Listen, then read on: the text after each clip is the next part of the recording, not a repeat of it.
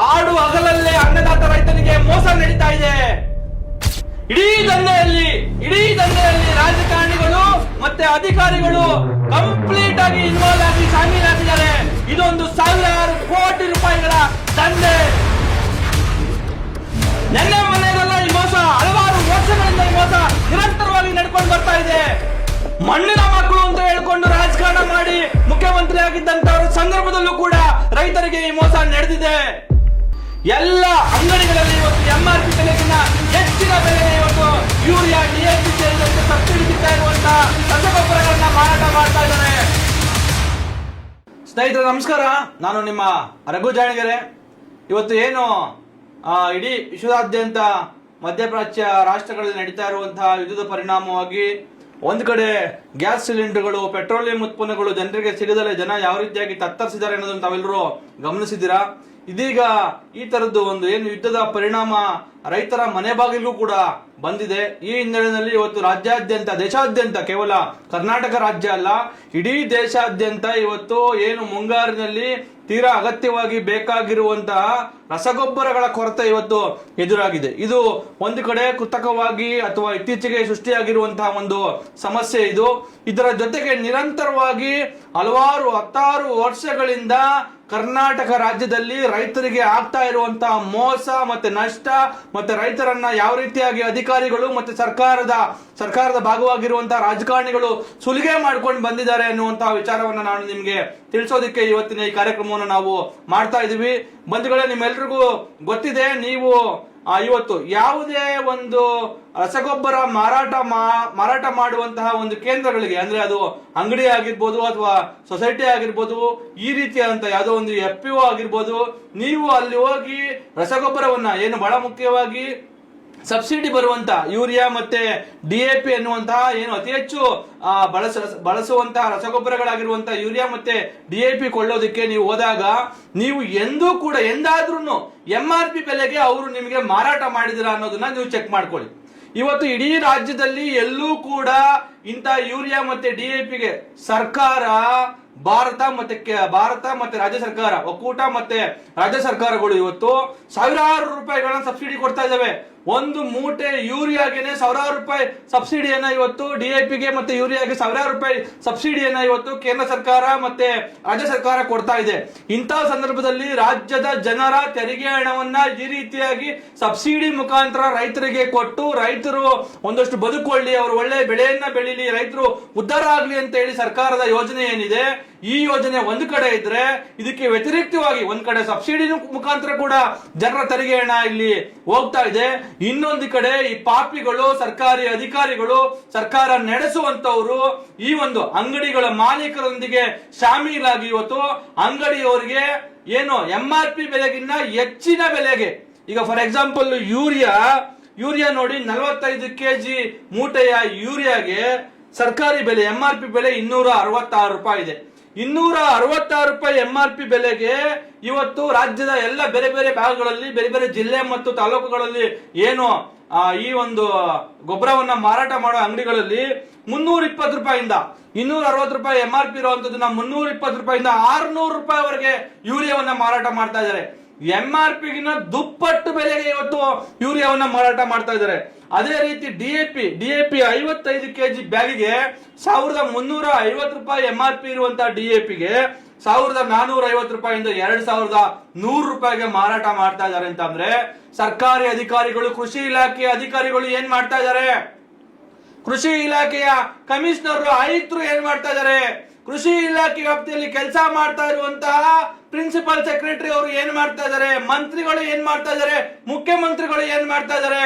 ಇನ್ನೊಂದು ನಿಮಗೆ ಆಶ್ಚರ್ಯ ಆಗುವಂತ ವಿಚಾರ ನಾನು ನಿಮ್ಗೆ ಹೇಳ್ತೀನಿ.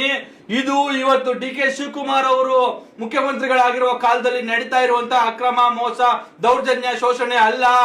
ರೈತರಿಗೆ ತಲೆಮಾರುಗಳಿಂದ ಸುಮಾರು 16 ವರ್ಷಗಳಿಂದ ನಿರಂತರವಾಗಿ ಈ ತರದ ಮೋಸ, ಅನ್ಯಾಯ, ಶೋಷಣೆ ನಡೀತಾ ಇದೆ. ಕೇವಲ MRP ಬೆಲೆಗೆ ಮಾರಾಟ ಮಾಡುವುದು ಅಷ್ಟೇ ಅಲ್ಲ, ರೈತರು ಏನು ಇವತ್ತು ನೋಡಿ, ಈಗಂತೂ ಕಳೆದ ವರ್ಷ ಬೇರೆ ತರನೇ ಇತ್ತು, ಹಿಂದಿನ ವರ್ಷಗಳು ಬೇರೆ ತರನೇ ಇದ್ವು. ಈ ವರ್ಷ ಒಂದು ಕಡೆ ರಸಗೊಬ್ಬರ ಕೊರತೆ, ಅಭಾವ ಸೃಷ್ಟಿಯಾಗಿದೆ. ಯುದ್ಧದ ಕಾರಣಕ್ಕಾಗಿ ರಸಗೊಬ್ಬರಗಳ ಬೇಕಾಗಿರುವಷ್ಟು ಅಗತ್ಯದ ರಸಗೊಬ್ಬರಗಳೇ ಇವತ್ತು ಸಿಗ್ತಾ ಇಲ್ಲ. ಇಂಥ ಸಂದರ್ಭದಲ್ಲಿ ಇಂಥದ್ದೇ ಒಂದು ಅವಕಾಶವನ್ನ ಉಪಯೋಗಿಸಿಕೊಂಡು ಇವತ್ತು ರಸಗೊಬ್ಬರ ಮಾರಾಟ ಮಾಡುವಂತ ಅಂಗಡಿಗಳವ್ರದ್ದು ಬಿಡೋಣ. ನಾವು ಅಂಗಡಿಗಳವ್ರದ್ದು ಸಣ್ಣ ಪ್ರಮಾಣದ ಮೋಸ, ಆದ್ರೆ ಅಂಗಡಿಯವರು ಯಾಕೆ ಮೋಸ ಮಾಡ್ತಾ ಇದ್ದಾರೆ ಅಂತ ಹೇಳಿ ನಾನು ಇನ್ನೊಂದು ವಿಚಾರವನ್ನ ನಿಮ್ಗೆ ತಿಳಿಸ್ತೀನಿ. ಇವತ್ತು ಏನು ಈ ಅಧಿಕಾರಿಗಳಿದ್ದಾರೆ, ಸರ್ಕಾರಿ ಅಧಿಕಾರಿಗಳು, ಕೃಷಿ ಇಲಾಖೆಯಲ್ಲಿ ಕೆಲಸ ಮಾಡ್ತಾ ಇರುವಂತವ್ರು, ಇವರು ರೈತರಿಗೆ ಬೇಕಾಗಿರುವಂತಹ ಅಗತ್ಯಕ್ಕೆ ತಕ್ಕಂತಹ ರಸಗೊಬ್ಬರ ಏನು ಬೇಕಾಗಿರುತ್ತೆ ಅದನ್ನ ತಿಳ್ಕೊಂಡು ಅದನ್ನ ಕಂಪನಿಗಳಿಂದ ರಸಗೊಬ್ಬರವನ್ನ ಪೂರೈಕೆ ಮಾಡಿಸುವಂತಹ ಜವಾಬ್ದಾರಿ ಯಾರ್ದಿರುತ್ತೆ? ಕೃಷಿ ಇಲಾಖೆ ಅಧಿಕಾರಿಗಳಿರುತ್ತೆ. ಈಗ MRP ಬೆಲೆಗಿಂತ ಜಾಸ್ತಿ ಮಾರಾಟ ಮಾಡ್ತಾ ಇದ್ವಿ ಕೃಷಿ ಅಧಿಕಾರಿಗಳು ಯಾಕೆ ಸುಮ್ಮನೆ ಇದ್ದಾರೆ ಅಂತ ಅಂದ್ರೆ ಏನು ರಸಗೊಬ್ಬರಗಳನ್ನು ಮ್ಯಾನುಫ್ಯಾಕ್ಚರ್ ಮಾಡುವಂತಹ ಸಂಸ್ಥೆಗಳೇನಿದಾವೆ ನಿಮ್ಗೆ ಗೊತ್ತಿರ್ಬೋದು, ಇಫ್ಕೋ, IFFSCO, ಇಫ್ಕೋ, ಕ್ರಿಪ್ಕೋ ಅನ್ನುವಂತಹ ಕೋಆಪರೇಟಿವ್ ಸೊಸೈಟಿಗಳೇ ಇವತ್ತು ಭಾರತದಾದ್ಯಂತ ಅತಿ ಹೆಚ್ಚು ರಸಗೊಬ್ಬರವನ್ನ ತಯಾರು ಮಾಡಿ ಪೂರೈಕೆ ಮಾಡ್ತಾ ಇರುವಂತಹ ಸಂಸ್ಥೆಗಳಲ್ಲಿ ಕೆಲವು ಸಂಸ್ಥೆಗಳಾಗಿದ್ದಾವೆ. ಇಂತಹ ಸಂಸ್ಥೆಗಳೇ ಇವತ್ತು ರೈತರನ್ನ ಶೋಷಣೆ ಮಾಡೋದಕ್ಕೆ, ಸುಲಿಗೆ ಮಾಡೋದಕ್ಕೆ ನಿಂತಿದ್ದಾರೆ ಅಂತ ಅಂದ್ರೆ ನಿಮ್ಗೆ ಶಾಕ್ ಆಗ್ಬೋದು, ಆಶ್ಚರ್ಯ ಆಗ್ಬೋದು. ಎಂತಹ ಮೋಸಗಾರರು ಇವರು ಇಫ್ಕೋ, ಕ್ರಿಪ್ಕೋ ಅನ್ನೋದನ್ನ ನಿಮ್ಗೆ ನಾನು ಇವತ್ತು ತಿಳಿಸ್ಕೊಡ್ತಾ ಇದ್ದೀನಿ. ಬಂಧುಗಳೇ ನೋಡಿ, ಇಫ್ಕೋ, ಕ್ರಿಪ್ಕೋದವ್ರು ಏನ್ ಮಾಡ್ತಾ ಇದ್ದಾರೆ ಅಂತಂದ್ರೆ, ಇವರು ಯಾರು ಡೀಲರ್ ಇದಾರಲ್ಲ, ರಸಗೊಬ್ಬರವನ್ನ ಮಾರಾಟ ಮಾಡುವಂತಹ ಕೇಂದ್ರಗಳು ಯಾವಿದಾವಲ್ಲ, ಅಂಗಡಿಗಳು ಯಾವಿದಾವಲ್ಲ, FPOಗಳು ಯಾವಿದಾವಲ್ಲ, ಏನು ಫಾರ್ಮರ್ ಪ್ರೊಡ್ಯೂಸಿಂಗ್ ಆರ್ಗನೈಸೇಷನ್ಗಳು ಏನಿದಾವಲ್ಲ, ಸೊಸೈಟಿಗಳು ಏನಿದಾವಲ್ಲ, ಇವಕ್ಕೆ ಇವರು ಸರಬರಾಜು ಮಾಡಬೇಕು. ಇವರು 266 ರೂಪಾಯಿ MRP ಇರೋದನ್ನ 266 ರೂಪಾಯಿಗೆ ಸಪ್ಲೈ ಮಾಡಿದ್ರೆ ಅವರು ಅದನ್ನ 266 ರೂಪಾಯಿಗಿಂತ ಹೆಚ್ಚಿನ ಬೆಲೆಗೆ ಮಾರಾಟ ಮಾಡಬೇಕಾಗುತ್ತೆ. ಬಹುತೇಕವಾಗಿ ಈ ರಸಗೊಬ್ಬರವನ್ನ ತಯಾರಿಸುವಂತಹ ಇಫ್ಕೋ, ಕ್ರಿಪ್ಕೋ ಅಥವಾ ಬೇರೆ ಪ್ರೈವೇಟ್ ಕಂಪನಿಗಳೇನಿದಾವೆ ಇವ್ರು ಎಲ್ರು ಬಹುತೇಕವಾಗಿ MRPಗೆ ಮಾರಾಟ ಮಾಡ್ತಾ ಇದ್ದಾರೆ. ಅಂದ್ರೆ ಇವರು ರಿಟೇಲರ್ಗೆ ಕೊಡ್ಬೇಕಾಗಿರುವಂತ ಮಾರ್ಜಿನ್ ಕೊಡ್ತಾ ಇಲ್ಲ. ಇನ್ನೊಂದು ಕಡೆ ಇವರು ಇಫ್ಕೋ ಮತ್ತೆ ಕ್ರಿಪ್ಕೋ ಅಥವಾ ಇನ್ಯಾವುದೋ ಈ ರಸಗೊಬ್ಬರವನ್ನ ತಯಾರು ಮಾಡುವಂತಹ ಕಂಪನಿಗಳು ನೇರವಾಗಿ ರಸಗೊಬ್ಬರವನ್ನ ಮಾರಾಟ ಮಾಡುವಂತಹ ರಿಟೇಲ್ ಅಂಗಡಿಗಳೇನಿದಾವೆ ಆ ಅಂಗಡಿಗಳಿಗೆ ಇವ್ರದೇ ದುಡ್ಡಲ್ಲಿ ಇವರು ತೆಗೆದುಕೊಂಡು ಹೋಗಿ ನೇರವಾಗಿ ಅಲ್ಲಿ ಡೆಲಿವರಿ ಕೊಡ್ಬೇಕು ಗೊಬ್ಬರನ.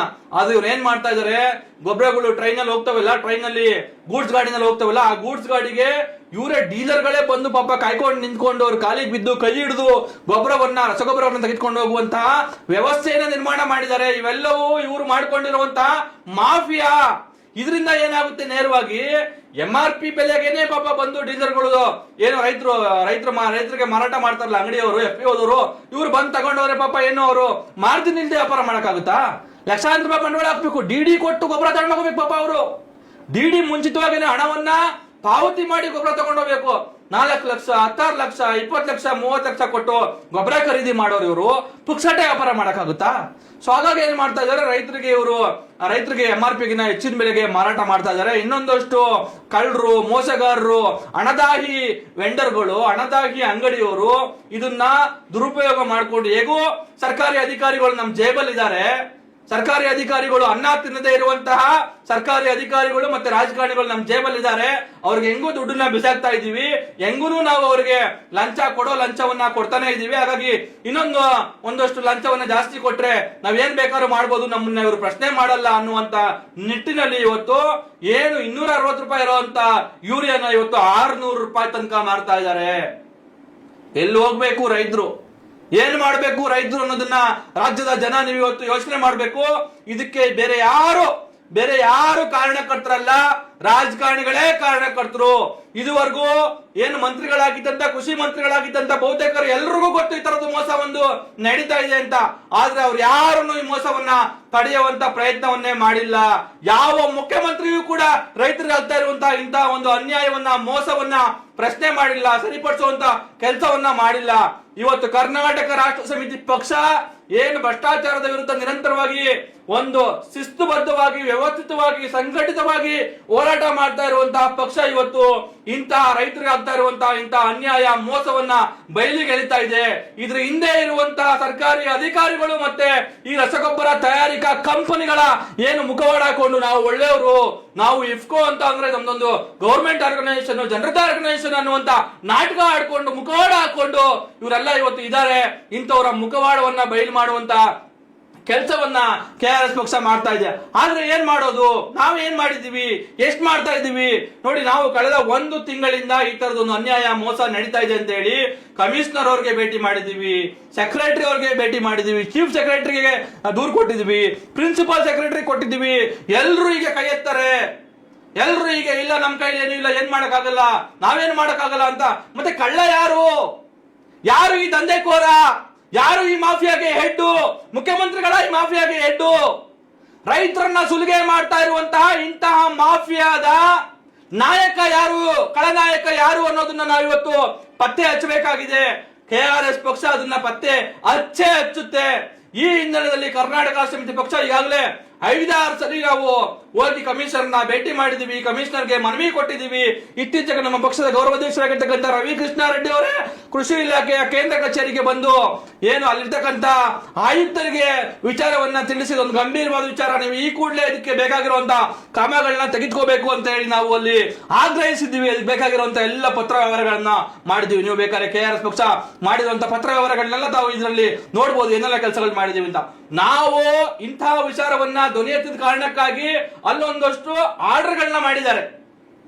ಆಯುಕ್ತರ ಕಚೇರಿಯಿಂದ KRS ಪಕ್ಷದವರು ಈ ರೀತಿಯಾಗಿ ಹೇಳಿದ್ದಾರೆ, ಈ ತರಕ್ಕೆಲ್ಲ ಅನ್ಯಾಯ ಆಗ್ತದೆ ಅಂತ ಹೇಳಿದ್ದಾರೆ. ನೀವು ಈ ಕೂಡಲೇ MRP ಗಿನ್ನ ಹೆಚ್ಚಿಗೆ ಬೆಲೆಗೆ ಮಾರಬೇಡಿ, MRP ಗೆ ಮಾರಿ ಮತ್ತೆ ಯಾವುದೇ ಲಿಂಕ್ ಪ್ರಾಡಕ್ಟ್ ಇನ್ನೊಂದು ವ್ಯವಹಾರ ನಡೆಯುತ್ತೆ ಇಲ್ಲಿ. ಜೊತೆಗೆ MRP ಗಿನ್ನ ಜೊತೆಗೆ ಹೆಚ್ಚಿಗೆ ಬೆಲೆಗೆ ಮಾರೋದ್ರ ಜೊತೆಗೆ ನೀವು ಯೂರಿಯಾ ಬೇಕು ಅಂತ ಅಂದ್ರೆ ಆ ಕಂಪನಿಯವರು, ಆ ಯೂರಿಯಾ ತಯಾರು ಮಾಡುವಂತ ಕಂಪನಿ, ಯಾವ ಕಂಪನಿ ಯೂರಿಯಾ ನೀವು ತಗೋತೀರೋ ಆ ಕಂಪನಿಯವರು ಜೊತೆಗೆ ಒಂದು ಲಿಂಕ್ ಪ್ರಾಡಕ್ಟ್ ಅಂತ ಕೊಡ್ತಾರೆ. ಹೇಗೂ ರೈತರು ಬಂದಿದ್ದಾರೆ ತಗೊಳ್ಳೋದಕ್ಕೆ, ಅವ್ರಿಗೆ ಇದನ್ನು ಮಾರ್ಬಿಟ್ಟು ನಾವು ಲಾಭ ಮಾಡ್ಕೊಳ್ಳೋಣ ಅಂತ. ಅವ್ನು ಗೊಬ್ಬರ ತಗೊಂಡು ಒಂದು ಮೂಟೆ ಗೊಬ್ಬರ ತಗೋಬೇಕು ಅಂತ ಅಂದ್ರೆ ಅದ್ರ ಜೊತೆಗೆ 500 ರಿಂದ 800 ರೂಪಾಯಿ ಹೆಚ್ಚುವರಿಯಾಗಿ ಹಣ ಕೊಟ್ಟು ಇನ್ನೊಂದು ಅವನಿಗೆ ಬೇಕೋ ಬೇಡವೋ ಅನಗತ್ಯವೋ ಅಗತ್ಯವೋ ಆದ್ರೆ ಅದನ್ನ ಇನ್ನೊಂದು ಉಪಕರಣವನ್ನ ಅಥವಾ ಇನ್ನೊಂದು ರಸಗೊಬ್ಬರವನ್ನ ಅವನಿಗೆ ಬೇಕಿಲ್ಲದನ್ನ ತಗೊಂಡು ಹೋಗ್ಬೇಕು ಅನ್ನುವಂತಹ ಒಂದು ಅಲಿಖಿತ ನಿಯಮವನ್ನ ಇವರು ಇವತ್ತು ಮಾಡ್ಕೊಂಡಿದ್ದಾರೆ. ಅದ್ರ ಮುಖಾಂತರ ಇನ್ನೊಂದು ರೀತಿಯಲ್ಲಿ ಇವತ್ತು ರೈತರನ್ನ ಶೋಷಣೆ ಮಾಡೋದಕ್ಕೆ ಇವರು ನಿಂತಿದ್ದಾರೆ. ಇಂತಹ ಸಂದರ್ಭದಲ್ಲಿ ಕರ್ನಾಟಕ ರಾಷ್ಟ್ರ ಸಮಿತಿ ಪಕ್ಷ ಇದನ್ನು ತಡೆಯುವಂತಹ ಹೋರಾಟವನ್ನ ಇವತ್ತು ರೂಪಿಸ್ತಾ ಇದೆ. ಈಗಾಗಲೇ ಆ ಹೋರಾಟದ ಭಾಗವಾಗಿ ಹಲವಾರು ಸರಿ ಭೇಟಿ ಮಾಡಿ ಒಂದು ಆರ್ಡರ್ ನಾವೀಗ ಮಾಡಿಸಿದೀವಿ. ಅಂದ್ರೆ ನೀವು ಕೂಡಲೇ ಹೀಗೆ KRS ಪಕ್ಷದವರು ಹೇಳಿದ್ದಾರೆ, ದಯವಿಟ್ಟು ಯಾರು MRP ಗಿನ್ನ ಹೆಚ್ಚಿನ ಬೆಲೆಗೆ ಮಾರಾಟ ಮಾಡಬಾರ್ದು, ಮತ್ತೆ ಏನು ಲಿಂಕ್ ಪ್ರಾಡಕ್ಟ್ ಅನ್ನ ನೀವು MRP ಗಿನ್ನ ಜೊತೆಗೆ ಹೆಚ್ಚಿಗೆ ಮಾರಿ ಲಿಂಕ್ ಪ್ರಾಡಕ್ಟ್ ಅಂತ ಹೇಳಿ ಬೇರೆ ಬೇಡವಲ್ಲದ ವಸ್ತುಗಳನ್ನ ರೈತರಿಗೆ ಬಲವಂತವಾಗಿ ಯಾವುದೇ ವಸ್ತುಗಳನ್ನ ನೀವು ಮಾರಾಟ ಮಾಡಬಾರ್ದು. ಹಂಗೇನಾದ್ರೂ ನೀವು MRP ಬೆಲೆಗಿನ್ನ ಹೆಚ್ಚಿನ ಬೆಲೆಗೆ ಮಾರಾಟ ಮಾಡಿದ್ರೆ, ಯಾವ್ದಾದ್ರೂ ಅನಗತ್ಯವಾದಂತಹ ಲಿಂಕ್ ಪ್ರಾಡಕ್ಟ್ ಅನ್ನ ನೀವು ರೈತರಿಗೆ ಬಲವಂತವಾಗಿ ವಿತರಣೆ ಮಾಡಿದ್ರೆ ನಿಮ್ಮ ಮೇಲೆ ಫರ್ಟಿಲೈಸರ್ ಕಂಟ್ರೋಲ್ ಆಕ್ಟ್ 1985 ಮತ್ತೆ ಎಸೆನ್ಷಿಯಲ್ ಕಮಾಡಿಟಿ ಆಕ್ಟ್ 1955 ಅನ್ನೋ ಅದರ ಆಧಾರದ ಮೇಲೆ ಇದೊಂದು ಶಿಕ್ಷಾರ್ಹ ಅಪರಾಧ ಆಗುತ್ತೆ. ಹಾಗಾಗಿ ನಿಮ್ಮ ವಿರುದ್ಧ ನಿಮ್ಮ ಅಂಗಡಿಯನ್ನ ಸೀಜ್ ಮಾಡೋದ್ರ ಜೊತೆಗೆ ನಿಮ್ಮ ಮೇಲೆ ಒಂದು ಕ್ರಮವನ್ನ ತೆಗೆದುಕೋಬೇಕಾಗುತ್ತೆ, ಕ್ರಿಮಿನಲ್ ಪ್ರಕರಣವನ್ನ ದಾಖಲು ಮಾಡಬೇಕಾಗುತ್ತೆ ಅಂತ ಹೇಳಿ ಈಗ ಇತ್ತೀಚೆಗೆ ನಾವು ಹೋರಾಟ ಮಾಡೋದಕ್ಕೆ ಶುರು ಮಾಡಿದ ಮೇಲೆ ಕಮಿಷನರ್ ಕಚೇರಿಯಿಂದ ಅಂತಹ ಒಂದು ಆದೇಶ, ಡೈರೆಕ್ಷನ್, ಎಚ್ಚರಿಕೆ ಈಗ ಹೋಗಿದೆ. ಆದ್ರೆ ಈ ಎಚ್ಚರಿಕೆಗೆ ಅವರು ಬೆಲೆ ಕೊಡ್ತಾರೆ, ಎಚ್ಚರಿಕೆಗೆ ಎದುರ್ಕೋತಾರೆ ಅಂತ ಹೇಳಿ ನಮಗೆ ಅನ್ನಿಸ್ತಾ ಇಲ್ಲ. ಯಾಕೆಂದ್ರೆ ಅವರು ಅಧಿಕಾರಿಗಳನ್ನ ಕೊಂಡ್ಕೊಂಡು ಜೇಬಲ್ಲಿ ಇಟ್ಕೊಂಡಿದ್ದಾರೆ. ಅಧಿಕಾರಿಗಳೇನೆ ಲೂಟಿಕೋರರಾಗಿದ್ದಾರೆ. ಅಧಿಕಾರಿಗಳೇ ಇವತ್ತು ಈ ಮ್ಯಾನುಫ್ಯಾಕ್ಚರಿಂಗ್ ಶಾಮೀಲಾಗಿ ಇವತ್ತು ರೈತರಿಗೆ MRP ಗಿನ್ನ ಹೆಚ್ಚಿನ ಬೆಲೆಗೆ ಈ ರಸಗೊಬ್ಬರ ಸಿಗುವ ಹಾಗೆ ಮಾಡೋದ್ರಲ್ಲಿ ಮುಖ್ಯವಾದಂತಹ ಒಂದು ರೋಲ್ ಇರದೆ ಇವತ್ತು ಅಧಿಕಾರಿಗಳು. ಹಾಗಾಗಿ ಅವರು ಎಚ್ಚರಿಕೆಯಿಂದ ಎದುರುಕೊಂಡು ಇದನ್ನ ನಿಲ್ಲಿಸ್ತಾರೆ ಅಂತ ಹೇಳಿ ನಮಗೆ ಅನ್ನಿಸ್ತಾ ಇಲ್ಲ. ಹಾಗಾಗಿ ಕರ್ನಾಟಕ ರಾಷ್ಟ್ರ ಸಮಿತಿ ಪಕ್ಷ ಈಗ ಈ ವಾರದಲ್ಲಿ ನಾವು ಈ ವಾರ ಬರುವ ಶುಕ್ರವಾರದಿಂದ ಈಚೆಗೆ ರಾಜ್ಯದ ಎಲ್ಲ ಏನು ರಸಗೊಬ್ಬರ ಮಾರಾಟ ಮಾಡುವ ಅಂಗಡಿಗಳಿಗೆ ಹೋಗಿ ನುಗ್ಗಿ ಅಲ್ಲಿ ನಡೆಯುವಂತಹ ಅಕ್ರಮ ಏನಿದೆ, ಯಾವ ಅಂಗಡಿನಲ್ಲಿ MRP ಗಿನ್ನ ಹೆಚ್ಚಿಗೆ ಬೆಲೆಗೆ ಮಾರಾಟವನ್ನ ಮಾಡ್ತಾ ಇದ್ದಾರೆ ಅಥವಾ ಯಾವ ಅಂಗಡಿನಲ್ಲಿ ರೈತರಿಗೆ ಬೇಕಿಲ್ಲ ಅಂತ ಅದನ್ನು ಬಲವಂತವಾಗಿ ಅವರಿಗೆ ಇಂತಹ ಲಿಂಕ್ ಪ್ರಾಡಕ್ಟ್ ಗಳನ್ನ ಅವರಿಗೆ ಮಾರಾಟವನ್ನ ಮಾಡ್ತಾ ಇದ್ದಾರೆ, ಅದನ್ನ ಲೈವ್ ಸಮೇತ ಅವರನ್ನ ಹಿಡಿದು ಇದೇ ಅಧಿಕಾರಿಗಳನ್ನ ಕರೆಸಿ ಅನಿವಾರ್ಯವಾಗಿ ಇವರು ಅವರ ಮೇಲೆ ಕ್ರಮ ತೆಗೆದುಕೊಳ್ಳುವಂತಹ ಕೆಲಸವನ್ನ KRS ಪಕ್ಷ ಮಾಡುತ್ತೆ. ಆ ತರದ ಅಭಿಯಾನವನ್ನ KRS ಪಕ್ಷ ಶುರು ಮಾಡ್ತಾ ಇದೆ ಅಂತ ಹೇಳಿ ನಾನು ಈ ಸಂದರ್ಭದಲ್ಲಿ ರಾಜ್ಯದ ಜನರಿಗೆ ಹೇಳೋದಕ್ಕೆ ಇಷ್ಟಪಡ್ತೀನಿ. ಇದೇ ಸಂದರ್ಭದಲ್ಲಿ ಈ ರಸಗೊಬ್ಬರದ ವಿಚಾರವಾಗಿ ರೈತರು ಆಗ್ತಾ ಇರುವಂತಹ ಅನ್ಯಾಯ, ಮೋಸ, ಶೋಷಣೆ ಏನಿದೆ, ಈ ವಿಚಾರವಾಗಿ ರಾಜ್ಯದ ಯಾವುದೇ ಭಾಗದ ರೈತರು ನಿಮ್ಗೆ ಆಗ್ತಿರುವಂತಹ ಅನ್ಯಾಯವನ್ನ ಹೇಳ್ಕೋಬೇಕಂತ ಅಂದ್ರೆ, ದೂರ್ ಕೊಡ್ಬೇಕಂತ ಅಂದ್ರೆ KRS ಪಕ್ಷ ಒಂದು ಸಹಾಯವಾಣಿಯನ್ನು ಕೂಡ ಆರಂಭಿಸಿದೆ. ದಯವಿಟ್ಟು ನಿಮಗೇನಾದ್ರೂ ಈ ತರದ್ದು ರಸಗೊಬ್ಬರದಲ್ಲಿ ಮೋಸ ಆಗ್ತಾ ಇದ್ರೆ ಗೊತ್ತು ನಮಗೆ, ಪಾಪ ನಿಮ್ಗೆ ಅರ್ಜೆಂಟ್ ಆಗಿ ರಸಗೊಬ್ಬರ ಬೇಕಾಗಿರುತ್ತೆ, ಎಷ್ಟೋ ಅಯ್ಯೋ ಅಪ್ಪ ಎಲ್ಲ ಹೋರಾಟ ಯಾಕೆ ಬೇಕು ನಮ್ಗೆ, ಈಗ ಬಿತ್ತೋ ಕಾಲ, ಈ ತಿಂಗಳು ಬಿತ್ತಿಲ್ಲ ಅಂತಂದ್ರೆ ನಾವು ಇನ್ಯಾವತ್ತೂ ಬಿತ್ತಕ್ಕಾಗಲ್ಲ, 1000 ಅಲ್ಲ 2000 ಅಲ್ಲ ಎಷ್ಟೋ ಕೊಟ್ಬಿಟ್ಟು ತಗೊಂಡೋಗ್ಬೇಡ ಅನ್ನುವಂತ ಅರ್ಜೆಂಟ್ ಅಲ್ಲಿ ನೀವು ತರಾತುರಿಯಲ್ಲಿ ನೀವು ಇರ್ತೀರಾ, ಅದು ನಮ್ಗೆ ಗೊತ್ತು, ನೀವು ಹೋರಾಟ ಮಾಡಿ ಅಂತ ನಾವು ಬಯಸ್ತಾ ಇಲ್ಲ. ಆದ್ರೆ ಇವತ್ತು KRS ಪಕ್ಷದ ಗಮನಕ್ಕೆ ತೆಗೆದುಕೊಂಡು ಬನ್ನಿ. KRS ಪಕ್ಷ ಏನಿ ಸಹಾಯವಾಣಿಯನ್ನ ಪ್ರಾರಂಭಿಸಿದೆ, ಆ ಸಹಾಯವಾಣಿಗೆ ಕರೆ ಮಾಡಿ ದಯವಿಟ್ಟು ನೀವು ನಮಗೆ ತಿಳಿಸಿದ್ರೆ ನಾವು ಅಂತಹ ಅಂಗಡಿಗಳ ವಿರುದ್ಧ ಅಧಿಕಾರಿಗಳು ಬಂದು ಅನಿವಾರ್ಯವಾಗಿ ಕ್ರಮ ತೆಗೆದುಕೊಳ್ಳುವಂತಹ ವ್ಯವಸ್ಥೆಯನ್ನ, ಹೋರಾಟವನ್ನ ನಾವು KRS ಪಕ್ಷದವರು ಮಾಡ್ತೀವಿ ಅನ್ನುವಂತಹ ವಿಚಾರವನ್ನ ನಿಮ್ಗೆ ತಿಳಿಸ್ತಾ, ಸಹಾಯವಾಣಿ ಸಂಖ್ಯೆ ದಯವಿಟ್ಟು ನೋಟ್ ಮಾಡ್ಕೊಳ್ಳಿ, 7349577130 7349577130. ಇದು ಕರ್ನಾಟಕ ಸಮಿತಿ ಪಕ್ಷದ ರೈತ ಸಹಾಯವಾಣಿ. ದಯವಿಟ್ಟು ನಿಮ್ಗೆ ಆಗ್ತಿರುವಂತಹ ಅನ್ಯಾಯಗಳೇನಾದ್ರೂ ಇದ್ರೆ, ಮೋಸ ಏನಾದ್ರೂ ಇದ್ರೆ ಕರ್ನಾಟಕ ರಾಷ್ಟ್ರ ಸಮಿತಿ ಪಕ್ಷದ ಗಮನಕ್ಕೆ ತೆಗೆದುಕೊಂಡು ಬನ್ನಿ ಕೇಳ್ಕೊತಾ ಇವತ್ತಿನ ಕಾರ್ಯಕ್ರಮವನ್ನು ಮುಕ್ತಾಯ ಮಾಡ್ತಾ ಇದೀವಿ. ಜೈ ಹಿಂದ್, ಜೈ ಕರ್ನಾಟಕ, ಜೈ KRS. Thank you.